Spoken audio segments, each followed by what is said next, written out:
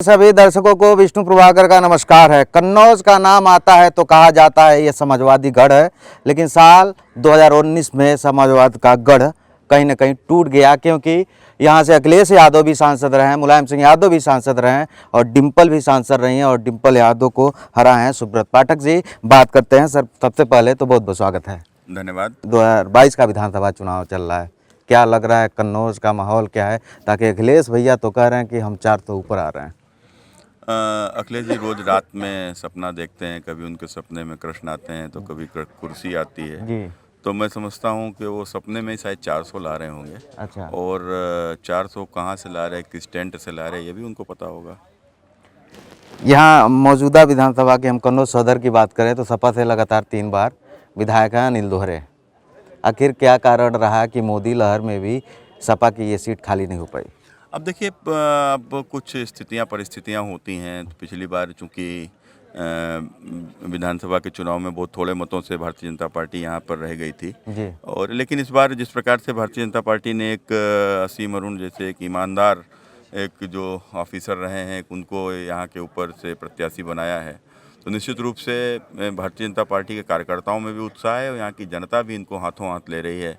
और इस बार भारतीय जनता पार्टी अपने काम के आधार पर योगी जी के और मोदी जी के चेहरे पर भारतीय जनता पार्टी कन्नौज भी विजय हासिल करेगी। एक और बात हम जान लेते हैं कि आप सांसद हैं, आपके लोकसभा क्षेत्र में इन दिनों में आपके द्वारा क्या डेवलपमेंट हुआ? देखो, निश्चित रूप से हमारे माध्यम से तो यहाँ के ऊपर जो हमारी सरकार के माध्यम से जो काम हुए हैं, जी। तो उसके आधार पर यहाँ के ऊपर जैसे जो कन्नौज में जो हमारे जो अपने कन्नौज जो तिरवा से लेकर और ये जो रोड जो है, ये हमारे कार्यकाल में ही इसको पैसा दिलाया गया हमारी सरकार बनने के बाद में। इसी प्रकार से सौरिख वाली जो रोड है कन्नौज सौरिख में, उसमें भी जो है हमारे कार्यकाल में ही वो बनाई गई है। संयुक्ता मार्ग का भी हमारे कार्यकाल में स्वीकृत हुई है और जसोदा जो कुसुमखोर से लेकर जसोदा तक मार्ग भी हमारी सरकार में ही बना है। इसी प्रकार से हमारे जो हमारे लोगों के सरकार में ही चाहे जिला अस्पताल की व्यवस्थाएं सुधारने का काम, महिला विंग अलग से शुरू करने का काम हुआ है। और इसी प्रकार से छिबरा मऊ में जिस प्रकार से एक मिनी जो स्टेडियम जो वहाँ के ऊपर इंडोर स्टेडियम बनाने का काम हुआ है। इसी प्रकार से विधुना में राजकीय विद्यालय, छिबरा मऊ में एक राजकीय विद्यालय और इसी के साथ साथ जो हमारे झिंझक में बहुत पुराने समय से एक जो डिमांड थी कि वहाँ के ऊपर ओवरब्रिज बनाया जाए, क्योंकि वहाँ के ऊपर घंटों लंबा जाम लगता था, तो रेलवे के ऊपर ओवरब्रिज बनाने का काम भी हमारी सरकार से चल रहा है। इस प्रकार से अनेकों रोड और अनेकों छोटे मोटे काम भी हमारी सरकार में किए गए हैं। महंगाई और रोजगार पे विपक्ष हमेशा सवाल खड़ा करता है, क्या लग रहा है आपकी सरकार कामयाब नहीं हो पा रही या विफल है? महंगाई का कारण मुझे लगता है कि महंगाई बढ़ने का कारण जो बढ़ती हुई आबादी है, और जब तक इस आबादी पर कंट्रोल नहीं होगा तो तब तो महंगाई तो बढ़ती रहेगी। तो कुल मिलाकर अगर महंगाई बढ़ी है तो लोगों की आमदनी भी बढ़ी है। मुझे ध्यान में आता है कि मजदूरी पहले केवल 70 रुपये हुआ करती थी, आज 350 से भी अधिक है। तो इस प्रकार से लोगों की एक आमदनी भी बढ़ी है, लेकिन महंगाई को रोकना है तो जनसंख्या के ऊपर रोकथाम करना ही होगा। और आज महंगाई के ऊपर सवाल उठाने वाली समाजवादी पार्टी से भी मैं आग्रह करूंगा कि अब की लोकसभा में जनसंख्या रोकथाम का बिल लेकर आवें तो और या उसका समर्थन हमारे साथ में करें, फिर उसमें वोट बैंक की राजनीति ना करें। अब चच्चा भतीजा दोनों एक साथ हो गए हैं, स्वामी प्रसाद मौर्य भी आ गए हैं। अब देखो, चचा भतीजा अब्बा जान से यहाँ कोई फ़र्क नहीं पड़ने वाला। और भारतीय जनता पार्टी इस देश में गरीब, शोषित, वंचित, पिछड़ों का आशीर्वाद है, दलितों का आशीर्वाद है। और भारतीय जनता पार्टी सर्व समाज को साथ में लेकर बहुत बड़े मतों से चुनाव जीत रही है। कन्नौज जिला की जब बात आती है, आपके लोकसभा क्षेत्र की बात आती है, तो यहाँ के किसान की जो मूल खेती है वो आलू है। किसान परेशान रहता है, वो सही रेट नहीं मिल पाते हैं। देखो, उत्तर प्रदेश में हमारी सरकार आने के बाद से लगातार किसानों को अच्छे रेट मिल रहे हैं। हमारी सरकार ने समर्थन मूल्य घोषित करने का काम किया है। और मुझे ध्यान में आता है कि उससे पहले आए दिन आलू फेंका जाता था, लेकिन इस पूरे 5 साल में एक बार भी किसान का आलू नहीं फेंका गया। किसान को वाजिब दाम अपनी फसल के मिले हैं। असीम अरुण अनिल दोहरे को किस तरह से टक्कर देंगे, कैसे तैयार हैं आप लोग? देखिए, असीम अरुण और अनिल दोहरे में ज़मीन आसमान का अंतर है। जी। असीम अरुण एक ईमानदार जो अधिकारी हैं, इनके पिताजी भी ईमानदारी के कारण से विख्यात थे, और किसी की ईमानदारी देखनी तो कहा जाता है ना, आदमी की औकात उसके जूतों से दिखाई पड़ जाती है।